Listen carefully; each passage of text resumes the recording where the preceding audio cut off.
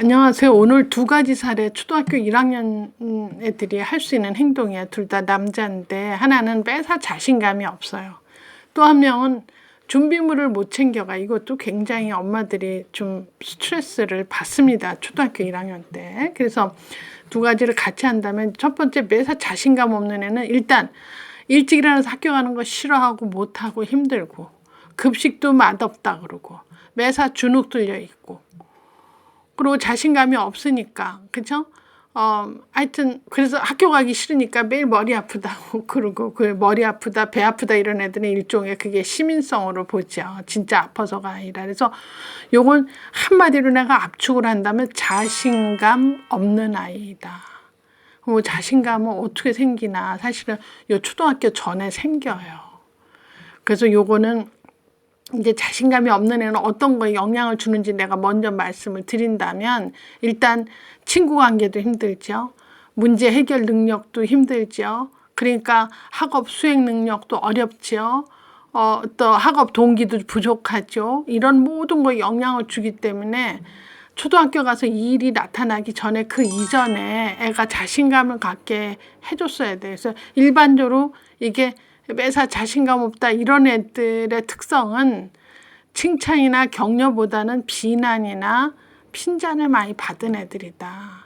또 너무 과잉보호해서 다 해주고 이런 애들도 여기에 다 해당이 되죠. 그래서 이제 어떤 부모는 부모가 자기 생각처럼 애가 따라주지 않으니까 애 보는 앞에서 그냥 화를 낸다든지 이제 막 이제 좌절되는 느낌을 보인다든지, 그래서 엄마나 부모의 행동을 봐서 내가 상당히 쓸모가 없다라고 느끼게 하는 행동을 하면 애는 서서히 자신감 없는 아이로 자리 잡게 되죠. 그래서 자신감을 잃게 되고 매사 물어보고 힘들게 한다. 이렇게 쉽게 보면 이제 과잉보호 받은 애들, 또 아니면 엄마가 일을 많이 해서 이렇게 무관심하고 네 맘대로 너 좋도록 해 이렇게 해서 내팽개진 애들, 이런 애들이 사실은 이 자신감이 이제 없는 아이로 이제 크기 쉽다. 그래서 실제로 제가 이제 여러 사례를 들어보면, 예를 들어 토일렛 트레이닝도 어린이집에서 나이가 되면 해야 되는데, 그냥 기저귀 계속 씌워도 돼요. 내가 기저귀 몇 개 더 드릴게요. 그리고 기저귀를 더 많이 갖다 준다든지, 집안은 온통 매트를 깔고 애를 제지를 시키지 않고 막 뛰어놀게 하니까 어린이집에 오면 이제 그렇게 못하게 하고 이러니까 어느 날 전화 와서 우리의 맘대로 뛸 수 있게 그 어린이집에 매트 다 깔면 안 돼요? 이런 엄마 있어요. 이런 집들은 엄마가 어떻게 무슨 계획을 한다든지 어떤 행동 반경을 어떻게 해서 애하고 약속을 지킨다든지 이런 거가 너무 힘든 엄마라고 전 봐야지죠. 이런 집도 문제가 있다. 스스로 먹게 못하고 떠먹어주는 애, 이런 집. 또 운동화에 모래 들어가기 때문에 바깥놀이 가서는 하지 못하게 하는 집, 이런 집들 다 사실 이제 나중에 다 문제가 됐죠. 또 우유하고 흰밥 김만 먹게 하고 반찬 안 먹어도 그냥 내버려 두세요, 뭐 이런 집 있어요. 참 알 수가 없다. 그래서 이제 뭐 그래서 어떤 애는 숟가락질 못한다, 포크질만 한다, 뭐만 못한다 막 이러는 거가 사실은 초등학교 들어가기 전에 그 유아기 0세 6세를 과연 뭐 했느냐, 너무 과잉보호했다, 그쵸, 너무 무관심했다, 이런 걸로 이제 자신감 없는 애로 키워진다. 그래서 부모가 먼저 바뀌셔야 돼요. 그래서 지금 초등학교 1학년도 안 늦었으니까 이제부터 스스로 하게끔 해주고 애 마음을 잘 읽어줘서 애가 저렇게 이제 자기 행동으로 부모가 분노했다거나 좌절되지 않게 엄마가 기다려주고 때때로 마음을 읽어주면, 애가 스스로 조그만 결정도 스스로 하게 될 때 칭찬을 몹시 해주면, 내가 이렇게 하니까 엄마가 이걸 좋아하는구나, 앞으로 이렇게 해야 되겠다 해서 작은 결정을 애가 스스로 할 수 있게끔 도와주시는 게 지금 나이에 할 수 있는 거지 않느냐. 물론 이 이전에 했으면 더 좋았을 걸, 이게 못했을 경우에 초등학교 1학년 가면 일단 학교를 즐겨야 될 애가 학교를 즐기는 걸 좋아하지 않는다. 이런 거 상당히 큰 문제가 됩니다. 그래서 이제 자신감 없는 애 하나만 갖고도 얘기를 하려면 이해가 무지 많아요. 그런데 이제 크게는 이렇게 너무 과잉보호해서 많이 해주는 집, 아니면 엄마가 바빠서 어때 무관심으로, 그쵸? 이렇게 해서 애가 막 큰 애들은 이제 이렇게 이제 정규 생활, 학교 생활 할 때 시간 맞춰 간다든지 뭘 어떻게 한다든지 줄 서서 급식 먹는 데까지 기다린다든지 뭐 이런 것들 하기가 힘들 수 있다. 저는 그렇게 봐지고요.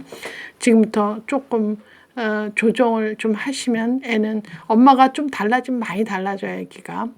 두 번째 케이스도 준비물 못 챙기는 애들 초등학교 덤벙대고요. 저도 아들 둘 보낼 때 초등학교 1학년 때가 제일 제 기억에 힘들었던 기억이 나요. 준비물 제대로 챙겼는지, 다 넣었대는데 가보니까 색종이 2권인데 1권 넣었다든지 뭐 그런 일들. 늘 쓰는 풀하고 가위가 또 없이 색종이만 넣었다 이러면 또 난감하죠. 그리고 다들 노력을 해도 이제 그런 실수들을 많이 합니다. 그래서 이 준비물 못 챙기는 거에 대해서는 엄마들이 어떻게 생각하시는 게 좋으냐, 때때로 다 해준다 이렇게 생각하시면 노이로제에 걸려요. 그래서 이제 엄마가 이렇게 알림장을 이제 오후에 오면 딱 보고선 그래 내일 갈 거 다 준비해라 이래 놓고 엄마가 내일 뭐뭐 필요한 거 좀 알아두시고 애들아 하라고 하고 애가 가방 챙겨놓고 잘 때 저녁에 점검을 하시는 거지. 그런데 색종이 2권은 들어갔는데 풀이 안 들어갔다든지 풀은 있는데 가위가 없다든지 그러면 엄마가 가위를 찾아서 넣어주시면 안 되고 기억하고 있다. 그 다음날 아침에 얘 오늘 너네 준비물 다 준비했니? 어디 다시 봐라. 그러면 색종이도 넣니? 뭐 풀도 넣니? 가위도 있니? 그러면 엄마 가위 없는데 지금 넣으면 되지 이렇게. 그래서 더블 체킹을 해서 애가 이제 그게 습관화되면 애당초 할 때 정신 차려서 이렇게 하게 되는. 그래서 참 어렸을 때 좋은 습관 갖게 하는 것 중에 준비물도 상당히 중요하다. 초등학교 1학년 때 이런 거 신경 안 쓰고 잘하는 애들은 벌써 그 유치원 때 그 전에 했다고 볼 수 있죠. 그래서 이제 예를 들어 미술 준비를 안 해갔다. 초등학교 1학년인데 그러면 미술 시간에 좀 심심한 경험을 해야 돼. 준비물 안 챙겨와서 뭐 남 하는 걸 구경했다라든지 어떤 선생님은 니네들은 저 옆에 테이블에 가서 따로 앉아 있게 한다든지 뭐 이렇게 하면 좀 썰렁한 그 경험을 한 번쯤 해보는 것도 중요한 거죠. 그래서 다음에는 꼭 나도 챙겨가서 그 활동을 해야 되겠다 이런 생각을 하게 하는 거 상당히 의미가 있다. 그래서 그 준비물을 못 챙겨가서 오는 불이익을 한번 경험하게 한다. 굉장히 좋은 거죠. 자, 요렇게 이제 경험을 집에서 조금씩 해주시는 게 좋아요. 요새는 물질이 다 넘치고 뭐가 많아서 애들 사달라면 덜렁덜렁 사주잖아요. 그런 애들 물자를 안 아껴요. 그래서 뭐 잃어버린 거 찾아가라. 1년 내내 안 찾아간대요. 뭐 모자, 장갑 이런 거 절대 안 찾아가요. 또 사준 엄마가. 자, 이렇게 물건 귀한 거 모르고 놓고 온 거 놀이터 다시 찾아가고 이런 일을 안 하면 나중에 어떻게 되죠? 그 아이는 돈의 귀중함을 경험하지 않아요. 그래서 돈이 얼마나 있을 때 잘 챙겨야 되고 아껴 써야 되고 하는 거 모릅니다.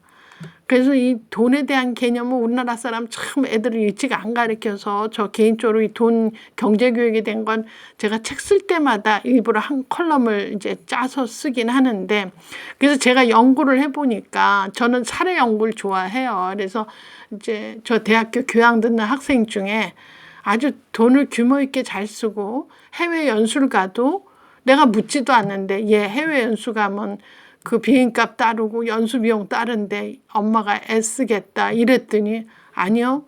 비행값은 부모님이 해주는데 연수 비용은 제가 모은 걸로 합니다. 그래서 내가 어머나 넌 대학교 3학년밖에 안 됐는데 연수 비용을 그렇게 몇백만 원을 모았단 말이야. 그랬더니 네 저는 예를 들어 초중 때도 그렇게 했다는 거야. 그래서 내가 아니 그럼 어떻게 초등학교 때 예를 들어 자전거를 갖고 싶다. 그러면 자전거 값이 예를 들어 10만 원이다. 그러면 아빠가 네 통장 가져와라. 그래서 그래 자전거 갖고 싶으면 10만 원이면 너 돈 3만 원 내면 아빠가 7만 원 보태주겠다. 그래서 사고 싶니? 그러면 네 그런데요. 그래서 그 3만 원 주고 그 자전거를 너무너무 아껴 타고 잘 탔대요. 그런 식으로 경제교육을 시켜서 자전거 하나라도 내가 3만 원 투자를 해야 되는데 과연 그런 가치가 있는가? 올해 할 건가? 내년에 할 건가? 이렇게 늘 견주면서 생각하면서 그래서 그 사람이요. 그 연수 땐 그렇게 하고 결혼했어요. 결혼했는데 나중에 들으니까 전세 비용 얼마 하는데 반은 자기하고 그 이제 부인 될 사람하고 돈 모아서 하고 그 반은 이제 아빠들어 무이자로 좀 5천인가를 이제 해달라 그런 거죠. 해주고 이거를 5년 안에 갚겠습니다. 내가 그래서 엄청 칭찬했어요. 나중에 듣고 이건 참 교육을 아빠가 경제 교육을 잘하셨다. 그래서 어려서 이렇게 뭐 놓고 오면 다시 찾으러 가게 하고 그리고 조그만 자전거라도 얼마는 네 돈으로 보태워서 네 소유 내 소유를 일찍 가르쳐 주는 것이 상당히 이제 유아교육에서는 꼭 필요하지 않나 이런 생각을 하면서 두 가지 사례를 같이 해봤습니다.